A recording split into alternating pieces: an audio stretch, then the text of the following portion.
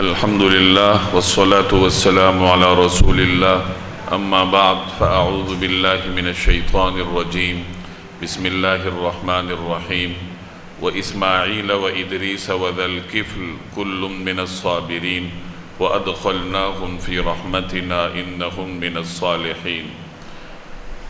گزشتہ آیات میں مختلف انبیاء علیہم السلام کا ذکر ہوا ہے۔ اللہ تبارک و تعالی نے حضرات انبیاء علیہم السلام پر جو مختلف انعامات اور فضل فرمایا ہے تو ان آیات میں ان انعامات کا ذکر ہے۔ یہاں حضرت ادریس علیہ السلام، حضرت اسماعیل علیہ السلام اور حضرت ذوالکفل علیہ السلام کا ذکر ہے کہ اللہ تبارک و تعالی نے ان کو اپنی رحمت میں داخل کیا تھا۔ حضرت اسماعیل علیہ السلام کا تذکرہ پیچھے سورہ مریم میں گزر چکا ہے۔ حضرت ابراہیم علیہ السلام کے بڑے صاحبزادے تھے۔ اللہ تبارک و تعالی نے بڑھاپے میں حضرت ابراہیم علیہ السلام کی دعا قبول کرتے ہوئے انہیں بیٹا عطا فرمایا۔ مکہ مکرمہ میں ان کی پرورش ہوئی۔ مکہ مکرمہ اس وقت بے آب و گیاہ میدان تھا۔ یہاں زندگی گزارنے کے کوئی اسباب تھے، نہ کوئی اثرات تھے، نہ یہاں کوئی انسان رہتا تھا۔ اس وقت اللہ تبارک و تعالی نے حضرت اسماعیل علیہ السلام اور ان کی والدہ ماجدہ حضرت ہاجرہ کو یہاں پر آباد کیا۔ ان کی برکت سے اللہ نے یہاں زمزم کا چشمہ جاری کیا۔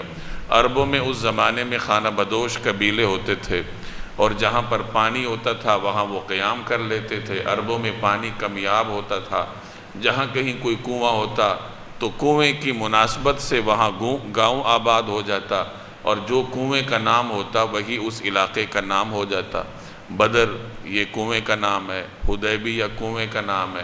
کنویں کے ناموں کی وجہ سے آس پاس کی آبادی کو بھی وہی نام دے دیا جاتا تھا۔ تو یہاں مکہ مکرمہ میں اللہ نے جب زمزم کا چشمہ جاری کیا تو اس زمانے میں ایک خانہ بدوش قبیلہ تھا، بنو جرہم۔ یہ یمنی الاصل تھا، یمن سے اس کا تعلق تھا، اور گزرتے گزرتے جب انہوں نے یہاں پانی دیکھا تو حضرت ہاجرہ سے اجازت لے کر یہاں آباد ہو گئے۔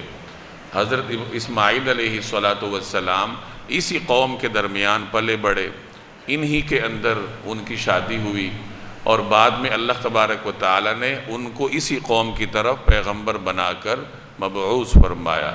اور مکہ مکرمہ میں عرب میں حضرت اسماعیل علیہ السلام کی اولاد کو اللہ تبارک و تعالی نے خوب پھیلایا، اور جناب رسول اللہ صلی اللہ علیہ وسلم کو بھی اللہ تبارک و تعالی نے حضرت اسماعیل علیہ السلام کی اولاد میں سے مبعوث فرمایا۔ یہاں ان کے صبر کا ذکر ہے۔ حضرت اسماعیل علیہ السلام نے اس وقت صبر فرمایا جب ان کے والد نے انہیں کہا کہ مجھے اللہ کی جانب سے تمہیں قربان کرنے کا حکم ہے، تو انہوں نے صبر اور شکر کا پیکر بنتے ہوئے اپنے والد ماجد سے عرض کیا کہ یا ابت فعل ما تؤمر ستجدنی انشاء اللہ من الصابرین، کہ اے ابا جان آپ کو جو حکم دیا گیا ہے آپ اس پہ عمل کر گزریے، انشاءاللہ آپ مجھے صبر کرنے والوں میں سے پائیں گے۔ تو انہوں نے اس طریقے سے صبر کیا۔ اللہ نے بھی یہاں ان کے صبر کی گواہی دی کہ یہ سب صبر کرنے والوں میں سے تھے۔ دوسرے نمبر پر حضرت ادریس علیہ السلام کا ذکر ہے۔ حضرت ادریس علیہ السلام کا تذکرہ بھی پیچھے سورہ مریم میں گزر چکا ہے۔ یہ حضرت آدم علیہ السلام کے بعد اور حضرت نوح علیہ السلام سے پہلے تشریف لائے۔ اللہ تبارک و تعالیٰ کے برگزیدہ بندوں میں سے، پاک باز انبیاء علیہم السلام میں سے تھے۔ ان کی خاصیت یہ ہے کہ دنیا میں کئی فنون اللہ نے ان کی وجہ سے شروع فرمائے۔ ان کی وجہ سے لباس کائنات میں متعارف کروایا گیا۔ یہ جو کپڑے کا بنا ہوا لباس ہے یہ حضرت ادریس علیہ السلام نے متعارف کروایا۔ اسی طریقے سے علم ریاضی ہے، علم رمل، علم نجوم ہے، اس کے موجد بھی سیدنا ادریس علیہ السلام سمجھے جاتے ہیں۔ قلم بھی روئے زمین پر انہوں نے متعارف کروایا ہے۔ سینہ، سوئی، یہ تمام ان کے ایجادات میں سے ہیں۔ گویا کہ یہ وہ فنون ہیں جو کہ کائنات کو حضرت ادریس علیہ السلام کی برکت سے عطا ہوئے ہیں۔ تیسرے نمبر پر حضرت ذوالکفل علیہ السلام کا ذکر ہے۔ حضرت ذوالکفل علیہ السلام کا تذکرہ قرآن کریم میں 2 مقامات پر ہوا ہے، باقی کوئی تفصیل ان کی دستیاب نہیں ہے، نہ قرآن کریم نے کہیں ان کی تفصیل بیان کی ہے، نہ نبی کریم صلی اللہ علیہ وسلم سے روایت کردہ کسی حدیث میں ان کی تفصیل موجود ہے۔ علماء تفسیر نے اپنے مآخذ کی بنیاد پر کچھ تفصیلات بیان کی ہے۔ پہلی بات تو یہ ہے کہ ذوالکفل ان کا نام نہیں ہے، یہ ان کا لقب ہے۔ اس کا مطلب ہے صاحب نصیب۔ ظاہر ہے کہ پیغمبر تھے، پیغمبر سے بڑھ کر صاحب نصیب کون ہو سکتا ہے؟ اگرچہ کچھ حضرات نے اس میں بھی تفصیلات بیان کی ہیں کہ انہوں نے کسی کی ضمانت لی تھی، لیکن چونکہ وہ مستند روایات سے ہم تک نہیں پہنچی تو اس تفصیل میں جانے کی ضرورت نہیں ہے۔ تو ذوالکفل کا مطلب صاحب نصیب ہے۔ دوسری بات یہ ہے کہ ان کا اصل نام کیا تھا، تو ان کے اصل نام کے بارے میں مفسرین کی بہت ساری آراء ہیں۔ کچھ حضرات کہتے ہیں حضرت زکریہ علیہ السلام تھے، کچھ کہتے ہیں حضرت یسع علیہ السلام تھے، کچھ کہتے ہیں حضرت ایوب علیہ السلام کے صاحبزادے تھے۔ جیسے میں نے عرض کیا کہ قرآن و حدیث میں جب کوئی تفصیل نہیں ہے تو پھر مفسرین نے اپنے مآخذ کے بنیاد پر تحقیق کی ہے، اور جب تحقیق کی جاتی ہے تو تحقیق کے نتائج پھر مختلف بھی ہو جاتے ہیں۔ زیادہ تر حضرات کا رجحان یہ ہے کہ یہ حضرت حزقیل علیہ السلام کا لقب ہے۔ حضرت حزقیل علیہ السلام بنی اسرائیل کے جلیل القدر انبیاء میں سے تھے، اور تورات میں بھی ان کا ذکر ہے۔ صبر میں وہ معروف تھے۔ ان کی بعثت بنی اسرائیل کی طرف ایسے زمانے میں ہوئی تھی جب بنی اسرائیل بخت نصر کی جانب سے غلامی اور قیدیوں کی سی زندگی گزار رہے تھے۔ آپ جانتے ہیں کہ بنی اسرائیل پر مختلف زمانوں میں مختلف آزمائشیں آئی ہیں۔ سورہ بنی اسرائیل میں جو لوگ ہمارے ساتھ شامل تھے وہ تفصیل سے پڑھ چکے ہیں۔ تو بنی اسرائیل پر ایک زمانے میں بخت نصر حملہ آور ہوا تھا۔ یہ عراق کا بادشاہ تھا، بابل سلطنت کا عظیم بادشاہ تھا۔ ایک روایت میں آتا ہے کہ 4 بادشاہ ایسے گزرے ہیں جنہوں نے پوری دنیا پر حکومت کی تھی۔ ان میں سے 2 مسلمان ہیں، 2 غیر مسلم ہیں۔ جو 2 مسلمان ہیں وہ ایک حضرت سلیمان علیہ السلام ہے اور ایک حضرت ذوالقرنین ہے، اور جو 2 غیر مسلم ہیں ان میں سے ایک بخت نصر ہے اور اس سے پہلے نمرود تھا۔ تو یہ 2 ایسے کافر بادشاہ تھے جنہیں اللہ تبارک و تعالی نے پورے عالم پر یعنی ایک بہت بڑی حکمرانی عطا فرمائی تھی۔ بخت نصر نے حملہ کیا تھا فلسطین پر، یہودیوں کو قتل کیا تھا، اور جو باقی بچ گئے تھے ان کو غلام بنا کے اپنے ساتھ لے گیا تھا، اور اپنے علاقے میں اس نے ایک دریا کے کنارے پر ان کے لیے الگ بستی بسائی تھی، تل ابیب نام رکھا گیا تھا اس کا۔ تو جس زمانے میں بنی اسرائیل بخت نصر کی اس قیدی نما زندگی گزار رہے تھے، تو اس زمانے میں اللہ نے حضرت حزقیل علیہ السلام کو بنی اسرائیل کی طرف مبعوث فرمایا۔ اب ان کے امتی سارے قیدی تھے، غلامی کی سی زندگی گزار رہے تھے۔ ان مشکل حالات میں انہوں نے نبوت کے فرائض انجام دیے ہیں۔ کہا جاتا ہے کہ ایک مرتبہ ان کو آ کر خبر دی گئی کہ آپ کی اہلیہ کا انتقال ہوا ہے۔ تو ظاہر ہے کہ پیغمبر بھی مختلف جو بشری اثرات ہیں ان سے متاثر ہوتا ہے، غم سے، تکلیف سے۔ اب اہلیہ کا انتقال یہ ایک بہت بڑے غم کی خبر تھی، لیکن انہوں نے وہ خبر سنی اور اس کے بعد تعزیتیں وصول کرنے کی بجائے اپنے فرائض منصبی کی انجام دہی کے لیے نکل کھڑے ہوئے۔ یہ اللہ تبارک و تعالی نے انبیاء علیہ السلام کو صبر عطا فرمایا تھا، اور دعوت کے کاموں میں ان کو ایک حوصلہ عطا کیا تھا۔ اور اللہ جل جلالہ نے امت مسلمہ کے مختلف علماء کو انبیاء علیہ السلام کے ان روحانی فیضان سے فیضیاب فرمایا ہے۔ آپ کو مختلف علماء کے بارے میں ایسے عجیب عجیب واقعات ملیں گے کہ عقل ان کو تسلیم نہیں کرتی، لیکن بہرحال وہ اپنی جگہ ہوتے ہیں۔ وَإِسْمَاعِيلَ وَإِدْرِيسَ وَذَا الْكِفْلِ، اور اسماعیل اور ادریس اور ذوالکفل کو دیکھیے، کُلٌّ مِّنَ الصَّابِرِينَ، یہ سب صبر کرنے والوں میں سے تھے۔ صبر یہ انبیاء کی نمایاں صفت ہے۔ ہر انبیاء صبر کی صفت سے متصف ہے۔ اور امتیوں میں سے بھی وہی شخص کامیاب ہوتا ہے جو اس صفت سے اپنے آپ کو متصف کرتا ہے۔ صبر کئی قسم کا ہوتا ہے۔ ایک صبر تو وہ ہے جو کہ مصیبت پہ کیا جاتا ہے۔ مصیبت پہ بھی صبر اس وقت کیا جاتا ہے جو کہ اولین مرحلے میں ہو۔ اگر ایک آدمی اپنے کسی قریبی عزیز کے انتقال کی خبر سن لیتا ہے یا اور کوئی مصیبت کی خبر سنتا ہے اور وہ خبر سنتے ہی صبر کر لے تو یہی صبر کی افضل ترین قسم ہے، یہی اس کا افضل ترین معیار ہے۔ ایک مرتبہ نبی کریم صلی اللہ علیہ وسلم ایک خاتون کے پاس سے گزرے جو قبرستان میں تھی۔ اس کے بیٹے کا انتقال ہوا تھا تو وہ وہاں واویلا کر رہی تھی۔ نبی کریم صلی اللہ علیہ وسلم نے اس کو سمجھایا۔ اس کو معلوم نہیں تھا کہ یہ رسول اللہ صلی اللہ علیہ وسلم ہیں، اس نے کہیں زیارت نہیں کی ہوگی۔ تو وہ کہنے لگی کہ آپ کو کیا پتا، میرے بیٹے کا انتقال ہوا ہے نا، تو مجھے پتا ہے کہ غم کیا ہوتا ہے۔ تو بہرحال اس موقع پر نبی کریم صلی اللہ علیہ وسلم نے یہ ارشاد فرمایا الصبر عند الصدمۃ الاولی، کہ صبر جو ہے وہ اس وقت کا اللہ کے ہاں زیادہ معتبر ہے جو کہ اولین مراحل میں ہو جائے۔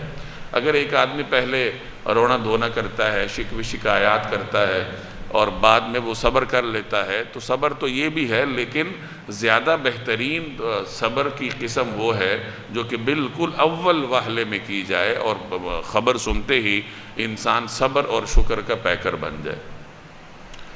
تو یہ صبر کی ایک قسم ہے۔ صبر کی ایک قسم ہے جسے صبر علی الطاعات کہا جاتا ہے، یعنی دین پر برقرار رہتے ہوئے، اللہ کی اطاعت پر برقرار رہتے ہوئے ناگوار حالات کو برداشت کرنا اور اطاعت کو اور عبادات کو مستقل مزاجی کے ساتھ ادا کرنا، یہ بھی صبر کی ایک قسم ہے کہ آپ نے کوئی نیک کام شروع کیا ہے، اب اس نیک کام پر برقرار رہنا، یہ بھی ایک قسم کا صبر ہے۔ ایسا نہیں کہ ایک دن تو کر لیا اور دوسرے دن پھر سوئے رہے، جیسے ہمارے ہاں ہم لوگوں میں یہ عادت ہوتی ہے کہ ایک دن بہت زیادہ شوق ہوتا ہے تو بہت زیادہ عبادت کرتے ہیں اور اگلے دن پھر سوئے رہتے ہیں اور فرض نماز میں بھی نہیں آتے۔ یہ طرز عمل پسندیدہ نہیں ہے۔ پسندیدہ طرز عمل یہ ہے کہ نفلی عبادات چاہے کم بھی کرو لیکن اتنی کرو جتنی آپ دوام کے ساتھ مستقل مزاجی کے ساتھ کر سکیں۔ تو صبر یہ بہت بنیادی صفت ہے اور یہ نصف ایمان ہے۔ نصف ایمان اس لیے ہے کہ انسانی زندگی دو چیزوں سے عبارت ہے، یا آپ غم کی کیفیت میں ہوتے ہیں یا خوشی کی کیفیت میں ہوتے ہیں۔ جب غم کی کیفیت میں ہوں تو صبر کا امتحان ہوتا ہے، بیماری ہے، تکلیف ہے، کوئی اور تنگی ہے تو صبر کرنا پڑتا ہے، اور جب انسان سہولت میں ہوتا ہے تو شکر کرنا پڑتا ہے۔ تو آدھا ایمان صبر میں ہے اور آدھا ایمان شکر میں ہے، اور جس آدمی کو یہ دونوں صفات نصیب ہو جائیں تو گویا اسے اللہ تبارک و تعالی نے مکمل ایمان نصیب کیا ہے۔ تو فرمایا کل من الصابرین، یہ سب صبر کرنے والوں میں سے تھے۔ وَأَدْخَلْنَاهُمْ فِي رَحْمَتِنَا، اور ان کو ہم نے اپنی رحمت میں داخل کر لیا تھا۔ إِنَّهُمْ مِنَ الصَّالِحِينَ، یقیناً ان کا شمار نیک لوگوں میں ہے۔ قرآن کریم کو یہ وضاحت اس لیے بھی دینا پڑتی ہے کہ تو جیسے میں نے پہلے بھی عرض کیا تھا کہ یہودیوں اور عیسائیوں کے ہاں پیغمبر کا تصور مختلف ہے۔ ان کے ہاں پیغمبر کا وہ منصب نہیں ہے جو مسلمانوں کے ہاں ہے۔ مسلمانوں کے ہاں تو پیغمبر معصوم ہستی کو کہا جاتا ہے، پیغمبر سے گناہ کے صدور کا امکان نہیں ہوتا۔ ان کے ہاں پیغمبر کاہن کو بھی کہہ سکتے ہیں اور مختلف ان کے عجیب و غریب تصورات ہیں۔ چنانچہ انہوں نے اپنے مذہبی لٹریچر میں انبیاء علیہم السلام کی طرف عجیب و غریب واقعات کی نسبت کی ہوئی ہے۔ تو ان واقعات کو قرآن کریم کی ان آیات کے ذریعے رد کیا جاتا ہے کہ انبیاء علیہم السلام اللہ کی برگزیدہ ترین شخصیات میں سے ہیں۔ انہم من الصالحین، یہ سب صبر کرنے والوں میں سے تھے۔ وَذَنُّونِ إِذْ ذَهَبَ مُغَاضِبًا فَظَنَّ أَن لَّن نَّقْدِرَ عَلَيْهِ فَنَادَى فِي الظُّلُمَاتِ أَن لَّا إِلَٰهَ إِلَّا أَنتَ سُبْحَانَكَ إِنِّي كُنتُ مِنَ الظَّالِمِينَ فَاسْتَجَبْنَا لَهُ وَنَجَّيْنَاهُ مِنَ الْغَمِّ وَكَذَٰلِكَ نُنجِي الْمُؤْمِنِينَ۔ ان دو آیات میں سیدنا یونس علیہ السلام کا ذکر ہے۔ ان کا مختصر تذکرہ پیچھے سورہ یونس میں گزرا ہے، اور تفصیلی تذکرہ آگے سورہ صافات میں آئے گا۔ اللہ تبارک و تعالیٰ کے برگزیدہ بندے اور پیغمبر تھے۔ نینوا کے علاقے کی طرف اللہ تبارک و تعالیٰ نے ان کو پیغمبر بنا کر مبعوث فرمایا تھا۔ یہ اپنی قوم کو دعوت دیتے رہے، تبلیغ کرتے رہے، اور جب قوم ایمان نہ لائی، انہوں نے یہ سمجھا کہ اب تو ان پہ اللہ کا عذاب آئے گا۔ انہوں نے اپنی قوم کو عذاب کی خبر دی اور اپنے علاقے سے تشریف لے گئے۔ پیغمبر کی ہجرت بھی اللہ کے حکم کے تحت ہوتی ہے۔ اللہ کا حکم ہوتا ہے تو پھر پیغمبر ہجرت کرتا ہے۔ تو انہوں نے اپنے طور پر یہ سمجھا کہ اب تو اس قوم پر عذاب آئے گا، تو یہ اس بستی سے تشریف لے گئے۔ تو بہرحال اللہ تبارک و تعالیٰ کے ہاں مقربین کی بعض ایسی باتیں بھی قابل مواخذہ ہوتی ہیں کہ اگر عام آدمی وہ کر لے تو کوئی حرج ہی نہیں ہوتا۔ جیسے ایک مشہور روایت ہے، حسنات الابرار سیئات المقربین۔ یہ مختلف درجات ہیں بندوں کے، آگے جا کے ایک درجہ ابرار کا آتا ہے، پھر اس سے اوپر درجہ مقربین کا آتا ہے۔ تو ابرار کی جو نیکیاں ہیں، اگر مقربین ان نیکیوں پر اکتفا کر لیں تو یہ ان کے حق میں سیئات شمار ہوں گی، کیونکہ مقربین سے اور توقع کی جاتی ہے کہ وہ بڑھ چڑھ کر اللہ تبارک و تعالیٰ کی عبادت کریں۔ آپ اپنے طور پر دیکھ لیجئے کہ جو آپ کے جتنا قریبی ہے، آپ اس سے اتنی ہی توقعات رکھتے ہیں۔ ایک عام آدمی اگر آپ کو سلام نہیں کرتا تو آپ کو پرواہ نہیں ہوتی، آپ کا بیٹا آپ کو سلام نہ کرے اور گزر جائے تو ظاہر ہے کہ یہ قابل مواخذہ ہوتا ہے۔ انبیاء علیہم السلام کا اللہ کے ساتھ تعلق مختلف نوعیت کا ہوتا ہے، جس کو سمجھنا ہمارے لیے شاید ممکن ہی نہ ہو۔ تو اللہ اپنے اسی تعلق کی بنیاد پر انبیاء علیہم السلام کے ساتھ رویہ رکھتا ہے۔ اب حضرت یونس علیہ السلام اللہ کے اذن کا انتظار کیے بغیر اپنے اجتہاد کی بنیاد پر اسی کو مصلحت سمجھتے ہوئے بستی سے تشریف لے گئے، اور جا کر پہنچتے ہیں سمندر کے کنارے پر۔ بحری سفر کر کے انہوں نے کسی اور علاقے میں تشریف لے جانا تھا۔ جس وقت کوئی کشتی آئی یا اس زمانے کا جو بھی کوئی چھوٹا موٹا بحری جہاز ہوگا تو اس میں اور سواریاں بھی تھیں، تو حضرت یونس علیہ السلام نے بھی اس کو بطور سواری کے منتخب فرمایا، ان کے ساتھ سفر شروع کر دیا۔ اب جب وہ کشتی سمندر کے درمیان پہنچتی ہے تو طوفان کی زد میں آ گئی۔ اب جو ملاح تھا، جو کشتی چلا رہا تھا، اس نے کہا کہ ہمارے ہاں روایت یہ ہے کہ اگر کوئی غلام اپنے مالک کی اجازت کے بغیر گھر سے نکلا ہو، بھاگا ہوا ہو، اور ہماری کشتی میں بیٹھ جائے تو عام طور پر وہ کشتی اس طریقے سے بھنور میں پھنس جاتی ہے۔ یہ ان کے ہاں ایک روایت تھی، ان کے تجربے میں تھی۔ اب ہم اس بھنور میں پھنسے ہیں، اس کا مطلب یہ ہے کہ یہ جو ہم اس کشتی میں موجود ہیں، ہم میں سے کوئی ایسا شخص ہے جو اپنے مالک کی اجازت کے بغیر گھر سے نکلا ہے۔ حضرت یونس علیہ السلام سمجھ گئے کہ یہ تو میں ہوں، اللہ کی اجازت کے بغیر میں اپنے علاقے سے نکلا ہوں۔ تو انہوں نے اس ملاح سے فرمایا کہ دیکھو میں اپنے مالک کی اجازت کے بغیر نکلا ہوں، تو تم لوگ جو کیا کرتے ہو ایسے شخص کے ساتھ تو میرے ساتھ وہی کرو۔ انہوں نے کہا تھا کہ ہم ایسے شخص کو کشتی سے اٹھا کے پھینک دیتے ہیں، پھر کشتی بھنور سے نکلتی ہے۔ تو انہوں نے فرمایا کہ مجھے پھینک دیجیے۔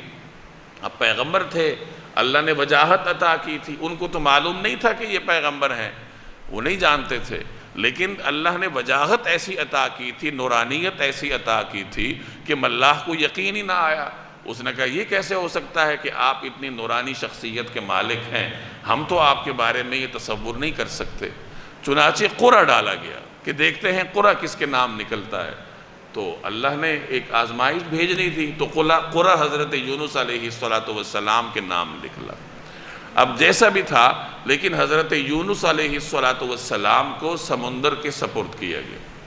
ادھر اللہ تبارک و تعالیٰ نے پہلے سے ایک مچھلی کو حکم دے رکھا تھا کہ تم نے یہاں رہنا ہے اور میرا ایک بندہ تمہارے پیٹ میں آئے گا، اور یاد رکھو کہ وہ تمہاری غذا نہیں ہوگا بلکہ تمہارا پیٹ تھوڑا عرصہ اس کے لیے قید خانے یا پناہ گاہ کا کام دے گا۔ تو جیسے ہی انہیں سمندر کے سپرد کیا گیا تو اللہ کے حکم سے اس مچھلی نے فوراً ان کو اپنے پیٹ میں لے لیا۔ اور وہ مچھلی کے پیٹ میں چلے گئے۔ اب کتنا عرصہ رہے قرآن کریم اس کا ذکر نہیں کرتا، نبی کریم صلی اللہ علیہ وسلم کے کسی فرمان میں بھی اس کا ذکر نہیں ہے۔ مفسرین نے اپنے مآخذ کے بنیاد پر مدت کی تعین کی ہے۔ کچھ حضرات کہتے ہیں کہ 3 پہر رہے تھے، کچھ حضرات کہتے ہیں 3 دن، کچھ کہتے ہیں 40 دن، مختلف اقوال ہیں۔ تو بہرحال کچھ عرصہ وہ مچھلی کے پیٹ میں رہے ہیں، اور مچھلی کے پیٹ میں اللہ تبارک و تعالیٰ نے انہیں یہ تسبیح سکھائی کہ آپ ان الفاظ کے ساتھ تسبیح کریں کہ لا الہ الا انت سبحانک انی کنت من الظالمین، کہ یا اللہ آپ پاک ہیں، بے شک میں ہی ظلم کرنے والوں میں سے ہوں۔ سورہ صافات میں ذکر ہے فلولا انہ کان من المسبحین للبث فی بطنہ الی یوم یبعثون، اگر وہ تسبیح کرنے والوں میں سے نہ ہوتے تو قیامت تک مچھلی کے پیٹ میں رہتے، یعنی مچھلی کے پیٹ سے رہائی ان کو اس تسبیح کی برکت سے عطا ہوئی تھی۔ اس کا مطلب یہ ہوا کہ اللہ کے نام لینے کے بے شمار فوائد ہیں۔ جہاں آخرت میں اللہ کا نام لینا انسان کو فائدہ دیتا ہے، وہاں دنیا میں بھی آپ اللہ کے نام کی برکت سے اپنے مصائب کی دلدل سے باہر آتے ہیں۔ اللہ نے حضرت یوسف علیہ السلام کو کنویں سے نکالا، عقل مانتی ہے کہ اس طریقے سے کوئی کنویں سے باہر آئے گا۔ حضرت یونس علیہ السلام کو مچھلی کے پیٹ سے باہر نکالا۔ تو اللہ تبارک و تعالی جب کسی کی حفاظت کرتا ہے تو اللہ کو سبب نہیں چاہیے ہوتا، اسباب کے ہم مکلف ہیں، ہم نے اسباب کو دیکھنا ہوتا ہے۔ اللہ تبارک و تعالی تو خود اسباب کا بھی خالق ہے۔ تو فرمایا کہ اگر وہ تسبیح کرنے والوں میں سے نہ ہوتے تو قیامت تک اس مچھلی کے پیٹ میں رہتے۔ تو ایک وقت آیا کہ اللہ تبارک و تعالی نے مچھلی کو حکم دیا کہ اب ان کو اگل دیجئے، ساحل پر ڈال دیجئے۔ تو مچھلی نے حضرت یونس علیہ السلام کو ساحل پر لا کر ڈال دیا۔ اب چونکہ وہ تھوڑا عرصہ یا جتنا بھی عرصہ تھا مچھلی کے پیٹ میں رہے تھے، اور مچھلی کے پیٹ کی اپنی حدت تھی، گرمائش تھی، تاریکی تھی، جس کو یہاں ظلمات سے تعبیر کیا گیا۔ ایک تو سمندر کی اپنی تاریکی ہے پانی کی، پھر رات کی تاریکی ہے، پھر مچھلی کے پیٹ میں مختلف جھلیاں ہیں، ان جھلیوں میں سے ہر جھلی کی اپنی ایک تاریکی ہے اور اپنی ایک گرمائش اور تپش ہے۔ تو جس وقت وہ باہر آئے ہیں تو ان کی جلد بہت نرم ہو گئی تھی اور بال ان کے جھڑ گئے تھے، کمزوری ان کے جسم پر طاری تھی۔ تو اللہ تبارک و تعالی نے ان کے قریب ساحل پر کدو کی بیل اگا دی۔ اس کا وہ بیل ان کو سایہ بھی دیتی تھی اور کدو کے پھل سے، سبزی سے وہ غذا بھی حاصل کرتے تھے۔ جناب رسول اللہ صلی اللہ علیہ وسلم کو کدو پسند تھا، اور ایک موقع پر آپ نے فرمایا کہ یہ میرے بھائی یونس کی سبزی ہے، یعنی اس کی نسبت سیدنا یونس علیہ السلام کی طرف ہے۔ تو اس طریقے سے اللہ تبارک و تعالی نے ان کی اس جسمانی کمزوری کو دور کیا، اور ایک مرتبہ پھر اللہ نے انہیں صحت عطا فرمائی، اور پھر وہ دوبارہ اپنے علاقے میں جا کر اللہ تبارک و تعالی کا پیغام پہنچانے پر مامور ہوئے۔ تو یہاں اس کا ذکر ہے وَذَنُّونِ، اور مچھلی والے کو دیکھیے۔ مچھلی والے سے مراد سیدنا یونس علیہ السلام، جنہوں نے کچھ عرصہ مچھلی کے پیٹ میں گزارا تھا۔ اِذْ ذَهَبَ مُغَاضِبًا، جب وہ خفا ہو کر چل کھڑے ہوئے تھے، یعنی اپنی قوم سے ناراض ہو کر اپنے علاقے سے تشریف لے گئے تھے۔ فَظَنَّ، اور یہ سمجھے تھے أَلَّن نَقْدِرَ عَلَيْهِ، کہ ہم ان کی کوئی پکڑ نہیں کریں گے۔ ویسے نقدرہ کا ایک مطلب ہوتا ہے کہ ہمیں ان پر قدرت نہیں ہے، لیکن اس کے کئی مطلب ہیں۔ یہاں اس کا مطلب یہ ہے کہ ہم ان کی پکڑ نہیں کریں گے۔ ظاہر ہے کہ پیغمبر سے یہ گمان رکھنا تو جائز ہی نہیں ہے کہ پیغمبر یہ سمجھیں گے کہ اللہ کو میرے اوپر قدرت نہیں ہے۔ ہاں، یہ ان کے گمان میں آ سکتا ہے کہ میرا یہ عمل چونکہ کوئی گناہ نہیں ہے تو اللہ کی جانب سے کوئی پکڑ بھی نہیں ہوگی۔ حضرت معاویہ کے بارے میں آتا ہے کہ حضرت عبداللہ ابن عباس رضی اللہ تعالی عنہ کے ساتھ ان کی ملاقات ہوئی، وہ ان کے ہاں تشریف لے گئے، تو حضرت معاویہ نے یہی آیت ان کے سامنے پڑھی اور فرمایا کہ دیکھیے، آپ کو نبی کریم صلی اللہ علیہ وسلم نے قرآن کریم سمجھنے کے بارے میں خاص دعا دی ہے۔ حضرت عبداللہ ابن عباس کو حضور صلی اللہ علیہ وسلم نے دعا دی تھی کہ یا اللہ ان کو سمجھ عطا فرمائیے۔ قرآن کریم کی خاص سمجھ، خاص ذوق اللہ نے انہیں عطا کیا۔ تو حضرت معاویہ نے فرمایا کہ میں نے یہ آیت پڑھی ہے. وہ اس کا ترجمہ کر رہے تھے کہ ہم پر کہ یونس علیہ السلام یہ سمجھ رہے تھے کہ ہمیں ان پر قدرت نہیں ہے، یعنی اللہ کو ان پر قدرت نہیں ہے. وہ نقدرہ کو قدرت سے سمجھ رہے تھے، اور انہیں پھر ایک خلفشار تھا کہ ایک پیغمبر یہ گمان کیسے کر سکتا ہے. تو حضرت معاویہ نے اپنا یہ اشکال ان کے سامنے رکھا اور فرمایا کہ قرآن کریم کی جو موزور موجیں ہیں ان کے سامنے میں عاجز ہوں، مجھے سمجھ نہیں آ رہا کہ اس آیت کا ترجمہ کیا ہوگا. اگر ہم قدرت سے اس کا ترجمہ کریں تو ایک پیغمبر سے ہم کیسے یہ گمان کر سکتے ہیں. پھر حضرت عبداللہ ابن عباس نے ان سے فرمایا کہ یہ قدرت سے نہیں ہے، بلکہ اس کا مطلب یہ ہے کہ وہ یہ سمجھ رہے تھے کہ اللہ ان کی کوئی پکڑ نہیں کرے گا. اس کا ایک مطلب یہ بھی ہوا کہ نیری عربی سے قرآن کریم نہیں آتا. قرآن کریم نبی کریم صلی اللہ علیہ وسلم کے ارشادات کی روشنی میں سمجھا جاتا ہے. حضرت معاویہ عرب تھے نا، اور عربوں قریشی تھے، قریش کے سرداروں میں سے تھے. قریش سے بڑھ کر کس کی عربی ہوگی، لیکن اس کے باوجود انہیں اس آیت میں ایک خلفشار ہوا جو حضرت عبداللہ ابن عباس نے دور کیا. اور بھی کئی اس طرح کی روایات ہیں جس میں صحابہ کرام کو قرآن کریم کے حوالے سے کوئی مشکل پیش آتی تھی تو کوئی دوسرا صحابی اس کو حل کر لیتا یا رسول اللہ صلی اللہ علیہ وسلم سے جا کر پوچھ لیتے. تو معلوم ہوا کہ صرف عربی زبان دانی کی بنیاد پر قرآن کو نہیں سمجھا جاتا جب تک اس کے ساتھ نبی کریم صلی اللہ علیہ وسلم کے فرامین کو شامل نہ کیا جائے. آج کل لوگ نعرہ لگاتے ہیں نا کہ ہمیں حدیث کی کیا ضرورت ہے، قرآن ہمارے لیے کافی ہے. اور آج کل کے لوگوں کی نفسیات کی اٹھان ایسی ہوئی ہے کہ انہیں ہر جگہ آزادی چاہیے.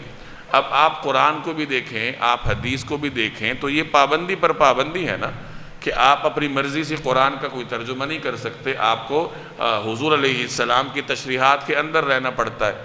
اور آج کل لوگ آزادی چاہتے ہیں، تو جب ایسا ذہن یہ سنتا ہے کہ حدیث کی کیا ضرورت ہے، اللہ کا کلام کافی ہے، تو وہ فوراً اس جھانسے میں آ جاتا ہے. تو یاد رکھیے کہ قرآن کریم حضور علیہ السلام پر نازل ہوا ہے، اور اللہ نے آپ کے مختلف فرائض میں سے ایک فرض یہ بھی رکھا ہے کہ آپ لوگوں کے سامنے قرآن کریم کو بیان کریں. ایک تلاوت آیات ہے کہ پڑھ کر سنائیے کہ اللہ یہ کہہ رہا ہے، اور ایک بیان کتاب ہے کہ لوگوں کو بتائیں کہ اللہ اس میں چاہتا کیا ہے. تو پیغمبر جو قرآن کریم کی تشریح کرتے ہیں، اس تشریح سے باہر قرآن کریم کی کوئی تشریح قابل قبول نہیں. تو یاد رکھیے کہ رسول اللہ صلی اللہ علیہ وسلم کے فرامین کے بغیر نہ تو آپ کا قرآن کریم مکمل ہو سکتا ہے، نہ ہی آپ کا دین مکمل ہو سکتا ہے. تو آج کل جو نت نئے دعوے کیے جاتے ہیں، تو ان دعووں سے اور ان بظاہر بڑے خوشنما نعروں سے اپنے آپ کو بچانا چاہیے. فظن، اور وہ یہ سمجھے اللہ نقدر علیہ کہ ہم ان کی کوئی پکڑ نہیں کریں گے.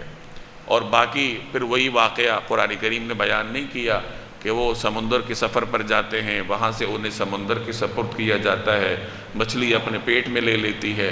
اب پیٹ میں وہ مچھلی کے پیٹ میں ان کا عمل کیا تھا اس کا ذکر ہے. فنادى في الظلمات، پھر انہوں نے اندھیریوں میں سے آواز لگائی. اندھیریوں سے مراد وہی اندھیریاں کہ رات کا اندھیرا ہے، پھر سمندر کا اپنا اندھیرا ہے، پھر مچھلی کے پیٹ میں پرت در پرت اپنے اندھیرے ہیں. تو ان اندھیروں میں انہوں نے آواز لگائی، اللہ الہ الا انت سبحانک، کہ تیرے سوا کوئی معبود نہیں، تو ہر عیب سے پاک ہے. انی کنت من الظالمین، بے شک میں قصوروار ہوں. فاستجبنا لہ، اس پر ہم نے ان کی دعا قبول کی. وَنَجَّيْنَاهُ مِنَ الْغَمِّ، اور انہیں گھٹن سے نجات عطا کی. یعنی وہ جس گھٹن کا شکار تھے مچھلی کے پیٹ کے اندر، اللہ نے اس سے ان کو نجات عطا فرمائی. وَكَذَلِكَ نُنْجِي الْمُؤْمِنِينَ، اور اسی طرح ہم ایمان رکھنے والوں کو نجات دیتے ہیں. رحمت کی بات یہ ہے کہ اللہ نے اس نجات کو آگے برقرار رکھا ہے کہ جیسے اپنے اس پیغمبر کو ہم نے مچھلی کے پیٹ والی گھٹن سے نجات دی، تو اسی طرح ہم اہل ایمان کو ان کی زندگیوں میں درپیش گھٹن سے نجات دیتے ہیں. تو آدمی کو جب بھی کوئی مشکل پیش آئے اس آیت کا ورد کرے، جتنے یقین کی بنیاد پر کرے گا تو اللہ تبارک و تعالی ہر قسم کی مصیبت سے اس کو باہر لائیں گے. علماء نے، مختلف بزرگوں نے اپنی تجربات کی بنیاد پر اس کی تعداد مقرر کی ہے کہ اگر کچھ لوگ مل کر 1.25 مرتبہ اس آیت کا ورد کر لے تو اللہ تبارک و تعالی اس مسئلے کو حل کر دیتا ہے، لیکن یہ کافی سارے لوگ مل کر کریں گے۔ وَكَذَلِكَ نُنْجِي الْمُؤْمِنِينَ، اور اسی طرح ہم ایمان رکھنے والوں کو نجات دیتے ہیں۔ یہاں میں ایک اور بات عرض کر دوں کہ نبی کریم صلی اللہ علیہ وسلم سے ایسی لمبی چوڑی تسبیحات منقول نہیں ہیں۔ آپ علیہ السلام نے بس یہی امت کو کہا ہے کہ 33 مرتبہ سبحان اللہ کہو، 33 مرتبہ الحمدللہ کہو، 34 مرتبہ اللہ اکبر کہو، جیسی تسبیح فاطمہ میں بھی آتا ہے۔ کوئی لمبی چوڑی تسبیح نبی کریم صلی اللہ علیہ وسلم نے امت کو نہیں سکھائی۔ تو اگر کوئی آدمی ان مسنون تسبیحات تک رہتا ہے تو بہت اچھا ہے، لیکن بہرحال بعد میں مختلف بزرگوں کے اپنے تجربات ہیں۔ اب ان تجربات کا یہ مطلب نہیں ہے کہ یہ کوئی دین پر اضافہ ہے۔ لوگ بعض اوقات اعتراضات کرتے ہیں نا کہ کہاں لکھا ہوا ہے دین میں کہ 1.25 دفعہ اس کا ورد کرو، تو ہم ان سے کہتے ہیں کہ کہاں یہ کسی نے کہا ہے کہ لازمی کرو؟ اگر کوئی نہیں کرتا تو نہ کرے، بالکل بھی نہ کرے۔ بلکہ جو بڑے بزرگ ہیں، میں ذاتی طور پر لمبی چوڑی تسبیحات پڑھنے سے ان کو منع کرتا ہوں، کیونکہ بہرحال اللہ کے نام کی ایک خاص تاثیر ہوتی ہے، اور بزرگوں کی صحت بسا اوقات اس کو برداشت نہیں کر پاتی۔ تو بزرگوں کو چاہیے کہ بس مسنون اذکار تک رہیں جو نبی کریم صلی اللہ علیہ وسلم نے امت کو سکھائیں۔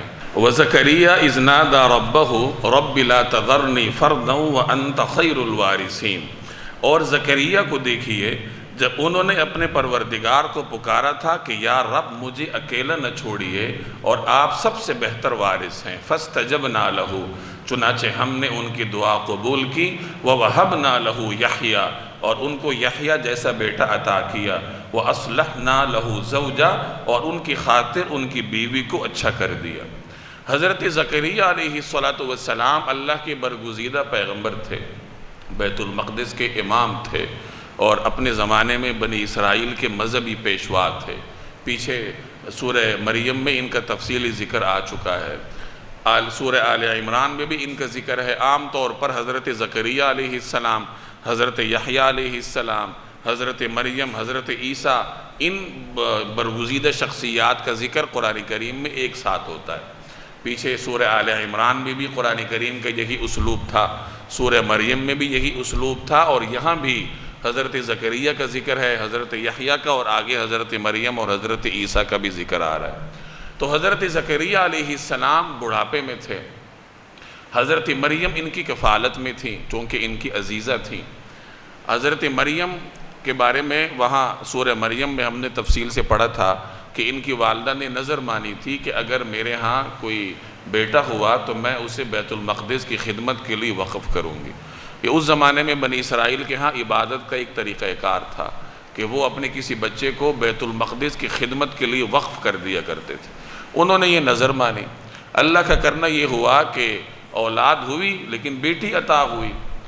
اب وہ پریشان ہوئی کہ میں نے مانی تھی لیکن بہرحال پوری تو کرنی تھی، تو انہوں نے بیٹی کو ہی بیت المقدس کے لیے وقف کر دیا، اور وہاں چونکہ ان کے خالو تھے حضرت زکریا علیہ السلام جو بیت المقدس کے امام تھے، تو انہوں نے ان کو اپنی نگرانی میں لے لیا۔ بیت المقدس میں ان کے لیے ایک الگ حجرہ بنایا گیا، جگہ خاص کی گئی جہاں حضرت مریم پردے کے ساتھ اللہ تبارک و تعالیٰ کی عبادت کیا کرتی تھی۔ اللہ کی خاص رحمت تھی حضرت مریم پر، بے موسمی پھل ان کے حجرے میں ہوتے تھے، یعنی ایسے پھل ان کے پاس ہوتے تھے کہ جن کا موسم بھی نہیں ہے، اس وقت وہ فلسطین کے علاقے میں ہیں بھی نہیں اور ان کے حجرے میں موجود ہیں۔ تو ایک مرتبہ ان کے پاس ایسی ہی بے موسمی پھل تھے، حضرت زکریا علیہ السلام داخل ہوئے تو دیکھا کہ یہاں تو ایسے پھل ہیں کہ جو آس پاس کے ماحول میں اس وقت ہیں ہی نہیں۔ تو انہوں نے حیران ہو کر پوچھا، یا مریم انا لکی ھذا، اے مریم تمہارے پاس یہ کہاں سے آئے، یہ تو باہر ماحول میں ہے ہی نہیں۔ تو حضرت مریم نے عرض کیا، ہوا من عند اللہ، یہ تو اللہ کی طرف سے۔ یہ وہ زمانہ تھا جب حضرت زکریا بوڑھے ہو چکے تھے، اہلیہ بانجھ ہیں، اولاد نہیں ہے، اور اولاد ہونے کی ظاہری طور پر کوئی امید بھی نہیں ہے، کوئی سبب بھی نہیں ہے۔ جب حضرت زکریا نے یہ دیکھا کہ اللہ نے مریم کو بغیر کسی سبب کے پھل عطا کیا ہے، تو جو اللہ تعالیٰ بے موسمی پھل مریم کو یہاں بیٹھے دے سکتا ہے تو وہ مجھے بڑھاپے میں اولاد بھی دے سکتا ہے۔ تو انہوں نے اللہ تبارک و تعالیٰ سے دعا کی کہ لا ربی لا تذرنی فردا، اے اللہ مجھے تنہا نہ چھوڑیے، مجھے وارث عطا فرما۔ اور آگے فرمایا وَأَنْتَ خَيْرُ الْوَارِثِينَ، اور آپ سب سے بہتر وارث ہیں۔ پیغمبر سے دعا کا سلیقہ سیکھا جاتا ہے، ساتھ یہ بھی کہہ رہے ہیں کہ یا اللہ باقی تو آپ نے رہنا ہے، آپ اگر مجھے وارث نہ بھی عطا فرمائیں تو پھر بھی خیر ہے، کیونکہ بہترین وارث تو آپ ہیں، لیکن بہرحال میں اولاد کی حاجت رکھتا ہوں تو مجھے اولاد عطا فرما۔ سورہ مریم میں ان کی دعا کی تفصیل آپ پڑھ چکے ہیں کہ ان کو اولاد کیوں چاہیے تھی، بیٹا کیوں چاہیے تھا؟ اس لیے چاہیے تھا کہ جو ان کے پاس نبوی علوم تھے، جو انبیاء کا مشن ان کے پاس تھا، وہ یہ چاہتے تھے کہ یہ مشن آگے میری اولاد میں منتقل ہو جائے، کیونکہ دائیں بائیں جو میرے رشتہ دار ہیں وہ اس کے اہل نہیں ہیں، تو اللہ مجھے کوئی نیک صالح بیٹا عطا فرمائے تاکہ یہ جو انبیاء بنی اسرائیل کا ایک سلسلہ چلا آ رہا ہے، یہ برکتیں پھر آگے منتقل ہو جائیں اور دین کا پیغام اسی طرح آگے بڑھتا رہے۔ تو انہیں دینی ضرورت کے لیے بیٹے کی طلب تھی کہ اللہ مجھے بیٹا عطا فرمائے۔ تو یہاں ان کی دعا کا ذکر ہے کہ جب انہوں نے اپنے رب کو پکارا کہ یا اللہ مجھے اکیلا نہ چھوڑیے اور آپ سب سے بہتر وارث ہیں، فَاسْتَجَبْنَا لَهُ، چنانچہ ہم نے ان کی دعا قبول کی، وَوَهَبْنَا لَهُ یحییٰ، اور ان کو یحییٰ عطا کیا۔ حضرت یحییٰ علیہ السلام اللہ نے انہیں عطا کیے اور فرمایا بھی کہ ہم آپ کو بیٹا عطا کر رہے ہیں، اور جن کا نام یحییٰ ہے، لَمْ نَجْعَلْ لَهُ مِنْ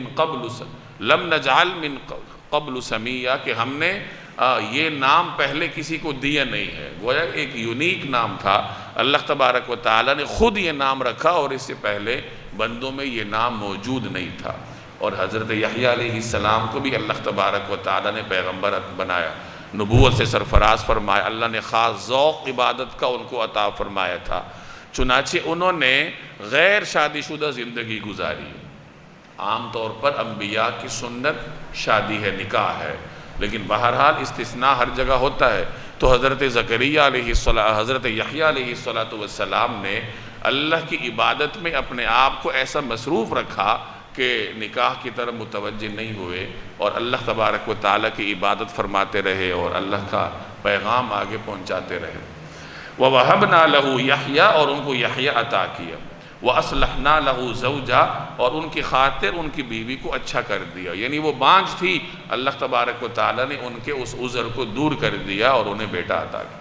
إِنَّهُمْ كَانُوا يُسَارِعُونَ فِي الْخَيْرَاتِ، یقیناً یہ لوگ بھلائی کے کاموں میں تیزی دکھاتے تھے، وَيَدْعُونَنَا رَغَبًا وَرَهَبًا، اور ہمیں شوق اور رعب کے عالم میں پکارتے تھے، وَكَانُوا لَنَا خَاشِعِينَ، اور ان کے دل ہمارے آگے جھکے ہوئے تھے۔ یہاں انبیاء کے 3 اوصاف کا ذکر ہے کہ وہ اللہ کو پکارتے تھے شوق اور رعب میں، یعنی ایک تو اللہ کی رحمت سے امید بھی رکھتے تھے، اللہ کی طرف ان کا شوق تھا، دوسری طرف اللہ تبارک و تعالیٰ کا خوف بھی ان کے دلوں میں تھا۔ الایمان بین الخوف والرجاء، ایمان خوف اور امید کے درمیان ہوتا ہے۔ اگر ایک آدمی صرف امید کے راستے پر چل نکلے تو وہ پھر بھی راہ راست پر نہیں ہوتا، ایک آدمی صرف خوف پر چل نکلے تو وہ بھی راہ راست پر نہیں ہوتا۔ اصل راہ راست یہ ہے کہ خوف اور امید ان دونوں کے درمیان رہا جائے۔ جب گناہ کرنے کا وقت آئے تو اللہ کا خوف آپ کو گناہ سے بچائے، اور اگر گناہ ہو جائے تو پھر اللہ کی امید آپ کو توبہ کی طرف لے کر جائے کہ اللہ تبارک و تعالی غفور الرحیم ہے، معاف کرنے والا ہے۔ تو یہ صفات ہم نے انبیاء سے سیکھنی ہے۔ تو یہاں فرمایا کہ یہ شوق اور رعب کے عالم میں ہمیں پکارا کرتے تھے۔ اور تیسری خصوصیت وَكَانُوا لَنَا خَاشِعِينَ، ان کے دل ہمارے آگے جھکے ہوئے تھے۔ خشوع، جیسے کہتے ہیں نماز خشوع کے ساتھ پڑھا کرو، خشوع دل کی صفت کا نام ہے۔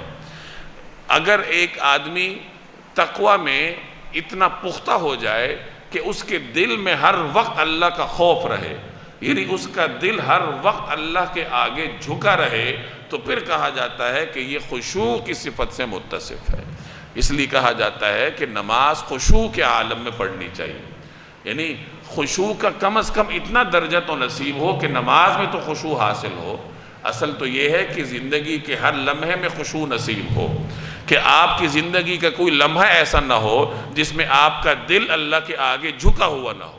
لیکن چونکہ ہم کمزور ہیں تو کم از کم یہ درجہ ہے کہ نماز کے عالم میں تو اللہ کے سامنے انسان کا دل جھکا ہونا چاہیے۔ ہم اس سے بھی محروم ہوتے جا رہے ہیں کہ ہم نماز پڑھتے ہیں اور دل اللہ کی طرف متوجہ نہیں ہوتا۔ واللتی احصنت فرجہا، اور اس خاتون کو دیکھو جس نے اپنی عصمت کی حفاظت کی تھی، مراد حضرت مریم ہے۔ فنفخنا فیہا من روحنا، پھر ہم نے اس کے اندر اپنی روح پھونکی، وجعلناها وابنها آیۃ للعالمین، اور انہیں اور ان کے بیٹے کو دنیا جہان کے لوگوں کے لیے ایک نشانی بنا دیا۔ حضرت مریم کا تفصیلی ذکر پیچھے سورہ مریم میں آ چکا ہے۔ جیسے میں نے ابھی عرض کیا کہ یہ بیت المقدس میں عبادت کرتی تھیں، اعتکاف میں تھیں، اور ان کی والدہ نے ان کو بیت المقدس کی خدمت کے لیے وقف کیا ہوا تھا۔ حضرت مریم، لوگ دور دور سے آتے ہیں کچھ سننے کے لیے، اور تم لوگوں نے سموسوں میں الجھایا ہوا ہے، خاموشی سے دو ان کو۔ حضرت مریم کو ان کی والدہ نے بیت المقدس کی خدمت کے لیے وقف کیا ہوا تھا، اور ظاہر ہے کہ جب وہ بیت المقدس کے لیے وقف ہو گئیں تو شادی کا جو باب ہے وہ تو ان کی زندگی سے ختم ہو گیا۔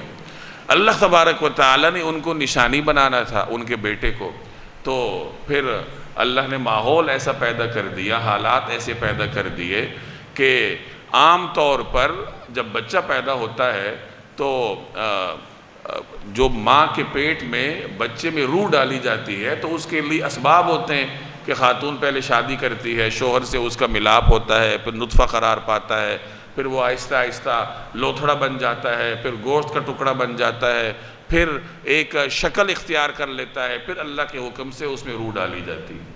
لیکن حضرت عیسیٰ علیہ السلام کے معاملے میں اللہ تبارک و تعالی نے یہ سارے اسباب ختم کر دیے، اور براہ راست حضرت مریم کے پیٹ میں، ان کے بطن میں اللہ نے روح کو منتقل فرمایا، اور اس روح کی نسبت اپنی طرف کی۔ فنفخنا فیہا من روحنا، اپنی طرف نسبت اس لیے فرمائی تاکہ اس کی جو عظمت ہے وہ ظاہر ہو جائے، ورنہ ظاہر ہے کہ جو بھی روح ہے وہ تو اللہ کے حکم سے ہوتی ہے، اللہ کی جانب سے ہوتی ہے، لیکن چونکہ عام طور پر ارواح کسی سبب کے تحت وجود میں آتی ہیں، انسان کسی سبب کے تحت وجود میں آتا ہے، اور حضرت عیسیٰ علیہ السلام بغیر کسی ظاہری سبب کے وجود میں آئے تھے، تو اس وجہ سے اللہ نے اس روح کی نسبت اپنی طرف کی۔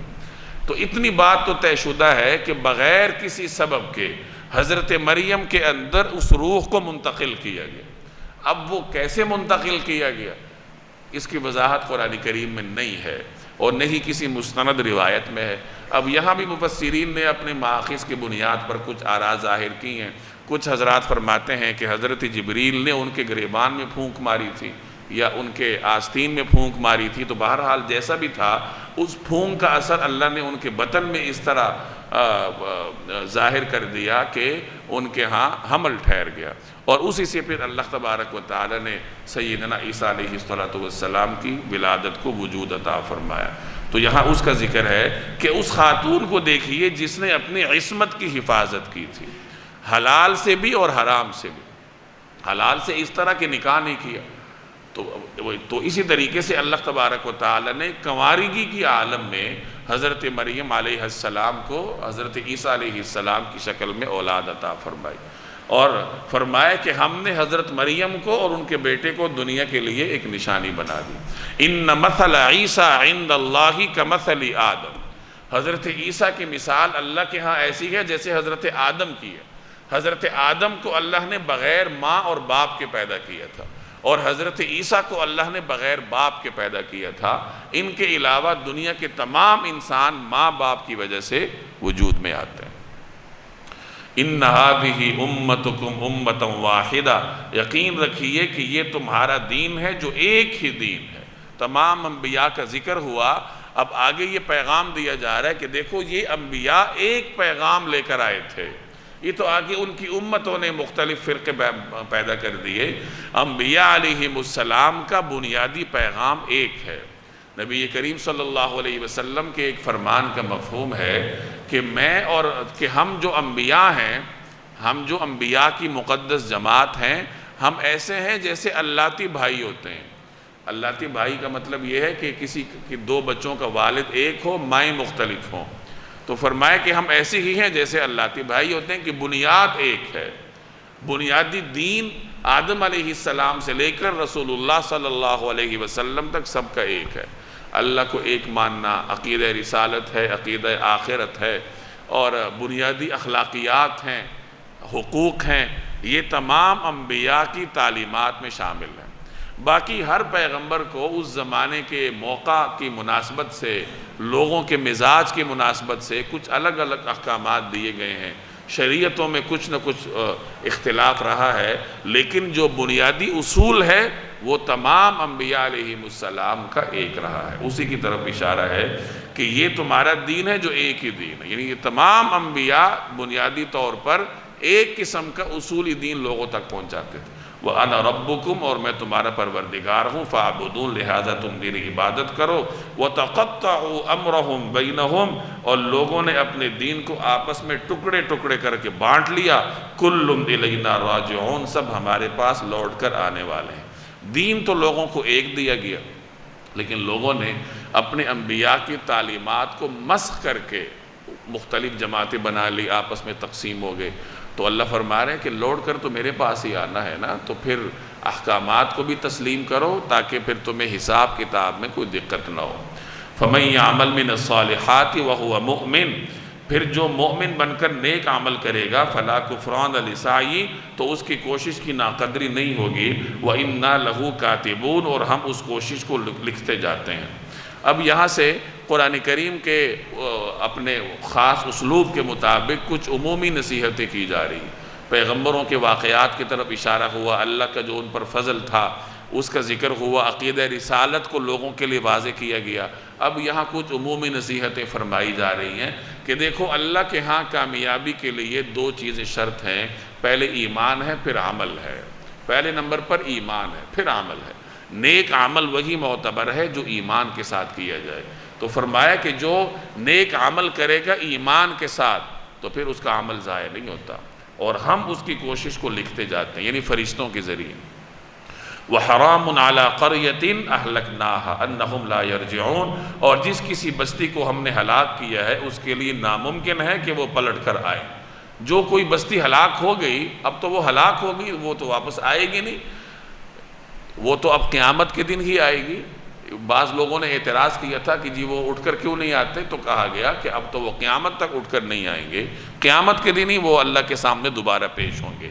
اب آگے قیامت کی ایک نشانی کا ذکر ہے، حتی اذا فتحت یاجوج و ماجوج، یہاں تک کہ جب یاجوج اور ماجوج کو کھول دیا جائے گا، وہم من کل حدب ینسلون، اور وہ ہر بلندی سے پھسلتے نظر آئیں گے۔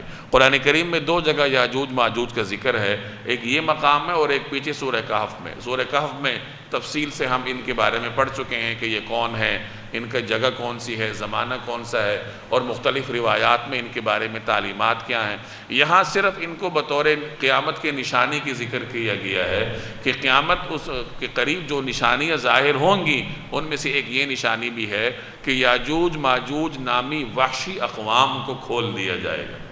ان کی کثرت اتنی ہے کہ ایک انسان کے مقابلے میں 999 یاجوج ماجوج کی مخلوق ہے، یعنی یہ 999 اور ایک کی نسبت ہے ان کی اور انسانوں کے درمیان۔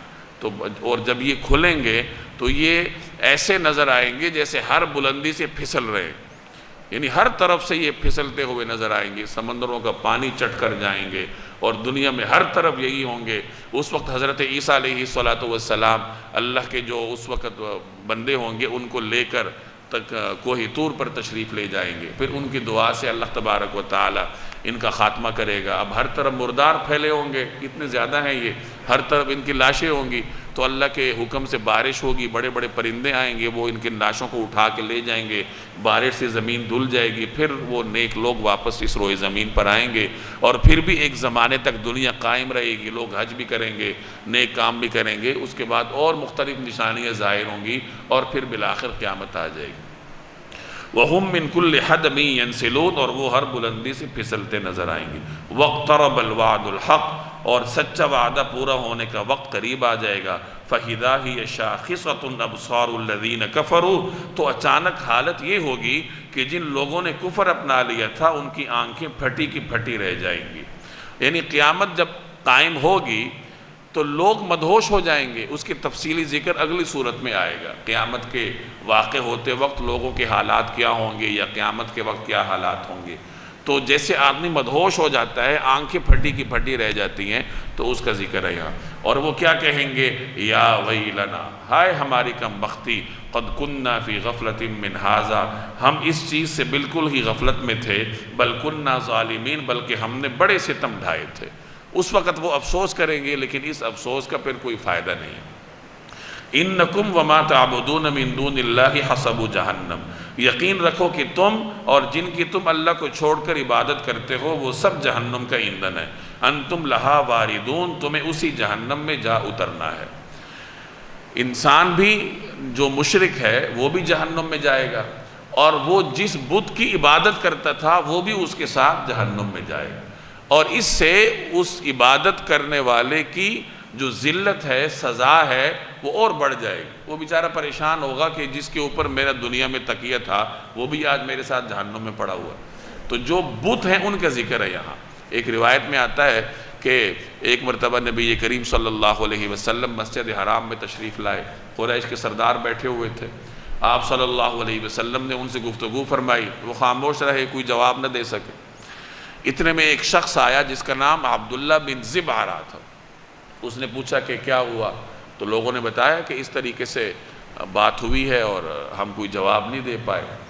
تو اس نے کہا میں بات کرتا ہوں۔ وہ نبی کریم صلی اللہ علیہ وسلم کے پاس آیا اور کہا کہ آپ یہ کہتے ہیں کہ انسان اور جس کی وہ دنیا میں عبادت کرتا تھا وہ جہنم میں جائیں گے؟ تو آپ نے فرمایا ہاں۔ تو اس نے کہا بس میں بازی لے گیا۔ اور پھر اس نے اگلی بات کہی کہ یہودی حضرت عزیر کو خدا مانتے ہیں، عیسائی حضرت عیسیٰ کو خدا مانتے ہیں، بہت سارے لوگ فرشتوں کو خدا مانتے ہیں، تو آپ کے کہنے کے مطابق تو پھر یہ بھی اپنے ماننے والوں کے ساتھ جہنم میں جائیں گے۔ تو نبی کریم صلی اللہ علیہ وسلم نے فرمایا کہ نہیں، ان کو شیطان نے ان مقدس شخصیات کی عبادت پر آمادہ کیا تھا، تو وہ شیطان کے ساتھ جہنم میں جائیں۔ تو آگے اسی کا ذکر ہے کہ ان الذین سبقت لہم من الحسنی اولئک عنہا مبعدون، کہ جن لوگوں کے لیے ہماری طرف سے بھلائی پہلے سے لکھی جا چکی ہے، یعنی نیک لوگ، وہ ان کو اس جہنم سے دور رکھا جائے گا۔ یعنی اللہ کے جو برگزیدہ بندے ہیں وہ تو جہنم سے دور ہوں گے، ان کے لیے تو جنت کی خوشیاں ہیں۔ پچھلی آیت میں جن معبودوں کی بات کی جا رہی ہے ان معبودوں سے مراد پتھر کے بنے ہوئے بت ہیں، لکڑی کے بنے ہوئے بت ہیں، جو انہوں نے خود اپنے ہاتھ سے تراشے تھے اور ان کے سامنے سجدہ ریز ہوتے تھے۔ لا یسمعون حسیسہا، وہ اس کی سرسراہٹ بھی نہیں سنیں گے۔ یعنی جہنم سے اللہ تعالیٰ اہل جنت کو اتنا دور رکھے گا کہ وہ جہنم کی آواز بھی نہیں سنیں گے کہ کہیں ان کے مزاج پر ناگواری نہ آ جائے۔ اہل جنت کا اتنا خیال رکھا جائے گا۔ وَهُمْ فِي مَشْتَهَتْ أَنفُسُهُمْ خَالِدُونَ، اور وہ ہمیشہ ہمیشہ اپنی من پسند چیزوں کے درمیان رہیں گے۔ یہ بڑے سادہ سے انداز میں پورا ایک فلسفہ آپ کو سمجھایا گیا ہے کہ دیکھو جنت میں وہی کچھ ہوگا جو آپ چاہیں گے۔ آپ چاہیں گے تو ہوا چلے گی، آپ نہیں چاہیں گے تو نہیں چلے گی، آپ چاہیں گے تو سورج نکلے گا، نہیں چاہیں گے تو نہیں نکلے گا۔ تو جنت میں اللہ تبارک و تعالی اہل ایمان کو اتنا با اختیار بنائیں گے کہ ان کا گرد و پیش بھی ان کی مرضی کے مطابق ہوگا۔ ایک مرتبہ رسول اللہ صلی اللہ علیہ وسلم نے ایک روایت بیان فرمائی کہ ایک جنتی اللہ سے درخواست کرے گا کہ یا اللہ میں نے کھیتی باڑی کرنی، شوق ہوگا اس کو کہ کھیتی باڑی کرنی، تو اللہ کی طرف سے اس کو ارشاد ہوگا کہ بھائی تمہیں کیا ضرورت ہے کھیتی باڑی کرنے کی؟ تمہیں کوئی سبزی چاہیے، کوئی پھل چاہیے تو تم خواہش کا اظہار کرو، تمہیں پھل مل جائے گا، کھیتی باڑی کیوں کرنی ہے؟ وہ کہے گا نہیں یا اللہ میں نے کھیتی باڑی کرنی ہے، مجھے کھیتی باڑی کرنے کا شوق ہے۔ تو اللہ تعالیٰ اس کے لیے اسباب مہیا فرمائیں گے، چنانچہ وہ کھیتی باڑی کرے گا، بیج بوئے گا، پھل کا جو سبزی ہے وہ کاشت کرے گا، اپنا جو شوق ہے وہ پورا کرے گا۔ جس وقت آپ یہ روایت بیان فرما رہے تھے تو وہاں ایک بدوی بھی بیٹھا ہوا تھا، تو اس بدوی نے یہ کہا کہ یہ جو کھیتی باڑی کی درخواست کرنے والا ہے یقیناً یہ ان انصار میں سے کوئی ہوگا، کیونکہ یہ کاشتکار لوگ ہیں، ہم میں سے کوئی نہیں ہوگا، ہم تو یہ کام کرتے ہی نہیں۔ تو بہرحال روایت سنانے کا مقصد یہ ہے کہ اہل جنت وہاں ہر وہ کام ہوگا جو جنتی چاہے گا۔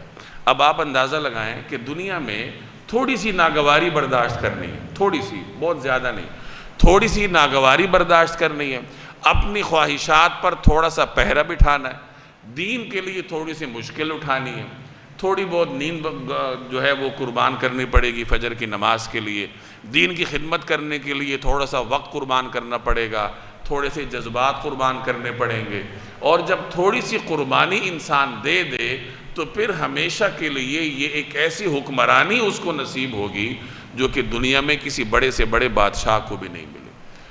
دنیا کے بڑے سے بڑے بادشاہ کی حکمرانی ایک معمولی سے جنتی کی حکمرانی کے سامنے کوئی حیثیت نہیں رکھتی۔ تو اہل جنت کی اللہ تبارک و تعالی ایسی حکمرانی قائم فرمائیں گے کہ ہوائیں ہوں، جو بھی چیزیں ہوں، پھل ہوں، سبزیاں ہوں، پھلوں کے اندر ذائقہ ہو، سبزیوں کے اندر مٹھاس ہو، یہ سب جنتیوں کی مرضی کے مطابق ہو۔ تو دنیا میں تھوڑی بہت قربانی دینی پڑتی ہے، پھر یہ ہمیشہ کا جو عیش و عشرت ہے اللہ تعالیٰ نصیب کرتا ہے۔ لا يحزنهم الفزع الاکبر، ان کو وہ سب سے بڑی پریشانی غمگین نہیں کرے گی۔ الفزع الاکبر سے مراد سب سے بڑی پریشانی، بڑی پریشانی سے مراد یہ ہے کہ جب قیامت واقع ہوگی، جب قیامت کے بعد جب لوگوں کو دوبارہ اٹھایا جائے گا، نفخہ ثانیہ ہوگا، دوسری مرتبہ سور پھونکا جائے گا اور لوگ اٹھیں گے اور حشر کی طرف روانہ ہوں گے، تو اس وقت ایک عجیب ہولناکی کا عالم ہوگا، لوگ اپنے گناہوں کے بقدر پسینے میں ڈوبے ہوئے ہوں گے، اور اس وقت کے جو ہولناکی کے حالات ہیں وہ احادیث میں بیان ہوئے ہیں، اسے فزع اکبر کہا جاتا ہے۔ تو فرمایا نیک لوگوں کو وہ فزع اکبر بھی غمگین نہیں کرے گا، اس وقت بھی اللہ تبارک و تعالی ہر قسم کے غم سے اور تکلیف سے ان کی حفاظت کرے گا۔ وَتَتَلَقَّاهُمُ الْمَلَائِكَةُ، اور فرشتے ان کا استقبال کریں گے، یعنی یہ ان کا پروٹوکول ہوگا، کیا کہیں گے؟ ہَذَا يَوْمُكُمْ، یہ تمہارا وہ دن ہے، الَّذِي كُنْتُمْ تُوعَدُونَ، جس کا تم سے وعدہ کیا جاتا تھا، یعنی تم سے اس دن کا وعدہ تھا کہ دنیا میں مشقتیں اٹھا لو تو ہمیشہ ہمیشہ کی آسانیاں تمہیں مل جائیں گی، اب تم نے دنیا میں مشقتیں اٹھا لیں، اب یہ تمہارا وہ دن ہے کہ اللہ تعالیٰ کا وعدہ اب پورا ہوگا اور ہمیشہ کی آسانیاں تمہیں نصیب ہوں گی۔ یوم نطوی السماء، اس دن جب ہم آسمانوں کو اس طرح لپیٹ دیں گے، کطی السجل للکتب، جیسے کاغذوں کے تومار میں تحریریں لپیٹ دی جاتی ہیں۔ طوی سے مراد لپیٹنا ہے، یہ نشر کا متضاد ہے، نشر سے مراد پھیلانا ہے، طوی سے مراد لپیٹنا ہے۔ سجل کا مطلب فائل سمجھ لیں، جیسے فائل میں آپ کاغذات کو لپیٹتے ہیں، کتب سے مراد تحریریں، کاغذات۔ تو جس دن ہم آسمان کو اس طرح لپیٹ دیں گے جیسے کاغذوں کے تومار میں، یعنی فائل میں تحریریں لپیٹ دی جائے، اس طریقے سے اللہ تبارک و تعالی زمین و آسمان کو لپیٹ دے گا، یعنی اس نظام کو ختم کر دے گا۔ کما بدأنا اول خلق نعیدہ، جس طرح ہم نے پہلی بار تخلیق کی ابتدا کی تھی اسی طرح ہم اسے دوبارہ پیدا کریں گے۔ جیسے انسان پہلی مرتبہ بے لباس غیر مختون حالت میں دنیا میں آیا تھا، اسی طریقے سے بے لباس اور غیر مختون حالت میں لوگ قبروں سے اٹھیں گے اور اسی عالم میں میدان حشر کی طرف رواں ہوں گے۔ نبی کریم صلی اللہ علیہ وسلم نے جب یہ حالات بیان فرمائے تو اماں عائشہ نے پوچھا کہ یا رسول اللہ، پر ایک دوسرے کے سطر کی طرف نگاہ نہیں جائے گی لوگوں کی؟ تو آپ نے فرمایا کہ لوگ اپنے حال میں اس قدر مگن ہوں گے، یعنی ایسے پریشان ہوں گے کہ کسی طرف ان کی نگاہ ہی نہیں جائے گی۔ تو گویا آپ اندازہ لگائیں کہ کس قدر خوفناک حالات ہوں گے۔ تو فرمایا کہ جیسے ہم نے پہلی بار تخلیق کی ابتدا کی تھی اسی طرح ہم اسے دوبارہ پیدا کریں گے۔ اِنَّا كُنَّا فَاعِلِينَ، یہ ایک وعدہ ہے جسے پورا کرنے کا ہم نے ذمہ لیا۔ وَلَقَدْ كَتَبْنَا فِي الزَّبُورِ مِن بَعْدِ الذِّكْرِ، اور ہم نے زبور میں نصیحت کے بعد یہ لکھ دیا تھا، أَنَّ الْأَرْضَ يَرِثُهَا عِبَادِيَ الصَّالِحُونَ، کہ زمین کے وارث میرے نیک بندے ہوں گے۔ اب اس کو ذرا سمجھ لیجئے، فرمایا کہ ہم نے یہ لکھا ہے کہ زمین کے وارث میرے نیک بندے ہوں گے، اور یہ کہاں لکھا ہے؟ ذکر کے بعد زبور میں لکھا ہے، یعنی پہلے ذکر میں لکھا ہے اور پھر زبور میں لکھا ہے کہ زمین کی وراثت کن کو ملے گی؟ میرے نیک بندوں کو ملے گی۔ اب یہاں دو تین باتیں سمجھ لیں۔ پہلی بات یہ کہ ذکر سے کیا مراد ہے اور زبور سے کیا مراد ہے۔ زبور ویسے تو لکھی ہوئی چیز کو کہا جاتا ہے، گزشتہ تمام صحائف کو بھی زبور کہا جا سکتا ہے، لیکن زبور کے نام سے ایک معروف کتاب ہے اللہ تبارک و تعالیٰ کی، جو حضرت داؤد علیہ السلام پر نازل کی گئی ہے۔ تو ایک نقطہ نظر یہ ہے کہ ذکر سے مراد لوح محفوظ ہے، کہ اللہ نے لوح محفوظ میں یہ لکھ رکھا ہے، اور اس کے بعد زبور میں جو داؤد علیہ السلام پر نازل ہوئی اس میں یہ لکھ رکھا ہے کہ زمین کی وراثت کن کو ملنی ہے؟ نیک لوگوں کو، یعنی اس زمین پر حکمرانی بالآخر نیک لوگوں کو ہی نصیب ہونی ہے۔ ایک نقطہ نظر یہ ہے کہ زبور سے مراد تمام آسمانی کتاب ہے، یعنی یہاں زبور اپنے اصطلاحی معنی میں نہیں ہے بلکہ لغوی معنی میں ہے کہ اللہ تبارک و تعالیٰ نے تمام کتابوں میں یہ لکھ رکھا ہے کہ دیکھو زمین کی حکمرانی نیک بندوں کو ہی ملے گی۔ اب زمین سے کیا مراد ہے؟ ان الارض، زمین، کون سی زمین؟ کچھ لوگ کہتے ہیں کہ آخرت کی زمین، کچھ کہتے ہیں کہ دنیا کی زمین، کچھ کہتے ہیں کہ دنیا میں سے بھی خاص ارض شام، شام کی سرزمین۔ بہرحال کوئی بھی ہو، بات ایک ہی ہے کہ جو اللہ کے نیک بندے ہیں آخرت بھی ان کے لیے ہے، دنیا کی زمین بھی اللہ ان کو عطا کرتا ہے، اور ملک شام تو اللہ نے رکھا ہی اپنے نیک بندوں کے لیے۔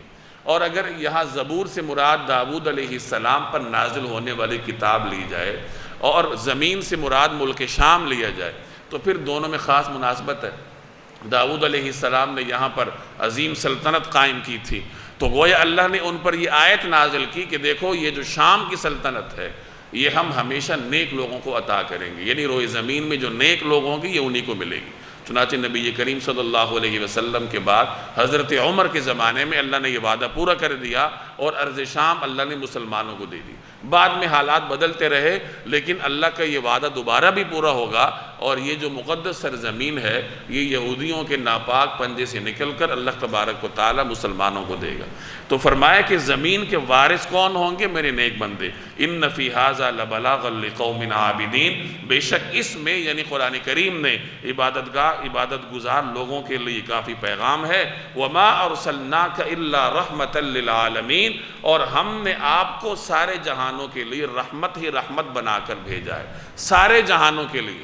اس میں دنیا بھی آتا ہے، آخرت بھی اس میں شامل ہے، اور دنیا میں ہر قسم کی مخلوق، انسان ہیں، حیوانات ہیں، پرند ہیں، چرند ہیں، انسانوں میں سے نیک ہیں، بدکار ہیں، مسلمان ہیں، غیر مسلم ہیں، ہر طبقے کو نبی کریم صلی اللہ علیہ وسلم کی رحمت کا فیضان نصیب ہوا ہے۔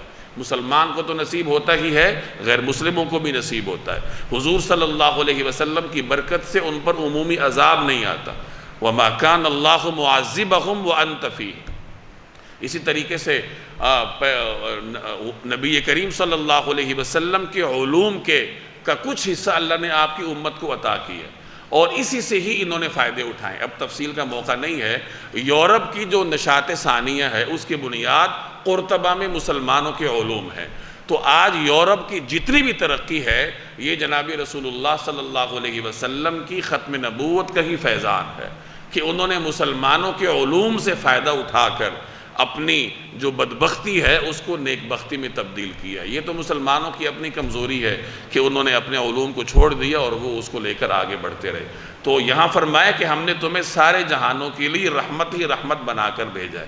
یہ سوچنے کا الگ موضوع ہے کہ غیر مسلموں پر نبی کریم صلی اللہ علیہ وسلم کی رحمتیں کس طریقے سے ہیں۔ قل، آپ کہہ دیجئے، انما یوحا الیہ، کہ مجھ پر تو یہی وحی آتی ہے کہ کیا انما الہکم الہ واحد، کہ تمہارا خدا بس ایک ہی خدا ہے۔ فہل انتم مسلمون، تو کیا تم اطاعت قبول کرتے ہو؟ یعنی یہ میرے اوپر وحی آتی ہے اور یہی تمام انبیاء پر آئی ہے۔ فَإِن تَوَلَّوْا، پھر بھی اگر یہ لوگ منہ موڑیں، فَقُلْ، تو آپ کہہ دیجئے، آذَنْتُكُمْ عَلَى سَوَاءٍ، میں نے تمہیں علی الاعلان خبردار کر دیا، یعنی میں اپنا پیغام تم تک پہنچا چکا ہوں۔ وَإِنْ أَدْرِي، اور مجھے نہیں معلوم، اقریب ام بعید ما توعدون، کہ جس سزا کا تم سے وعدہ کیا جا رہا ہے وہ قریب ہے یا دور ہے۔ یعنی اللہ نے یہ علم اپنے پاس رکھا ہے کہ سزا کب آئے گی، عذاب کب آئے گا، قیامت کب آئے گی۔ اِنَّهُ يَعْلَمُ الْجَهْرَ مِنَ الْقَوْلِ، بے شک اللہ وہ باتیں بھی جانتا ہے جو بلند آواز سے کہی جاتی ہیں۔ وَيَعْلَمُ مَا تَكْتُمُونَ، اور وہ باتیں بھی جانتا ہے جو تم چھپاتے ہو۔ وَإِنْ أَدْرِي، اور میں نہیں جانتا، لَعَلَّهُ فِتْنَةٌ لَكُمْ، کہ یہ تمہارے لیے ایک آزمائش ہے، وَمَتَاعٌ إِلَىٰ حِينٍ، اور کسی خاص وقت تک کے لیے مزے کرنے کا موقع دینا ہے۔ یعنی یہ جو تاخیر ہے یہ کیوں ہے کہ تم بغاوت کرتے جا رہے ہو، اللہ کی جانب سے عذاب نہیں آ رہا، عذاب میں تاخیر کیوں ہے؟ تو پیغمبر فرما رہے کہ مجھے نہیں معلوم، ہو سکتا ہے اللہ نے آزمائش کے لیے تمہیں مزید ڈھیل دی ہو، اللہ کی کوئی اور حکمت ہو، تو یہ اللہ ہی جانتا ہے۔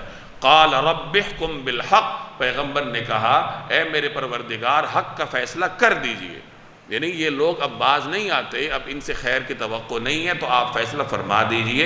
وَرَبُّنَا الرَّحْمَٰنُ، اور ہمارا پروردگار بڑی رحمت والا ہے، المستعان علی ما تصفون، اور جو باتیں تم بناتے ہو ان کے مقابلے میں اسی کی مدد درکار ہے۔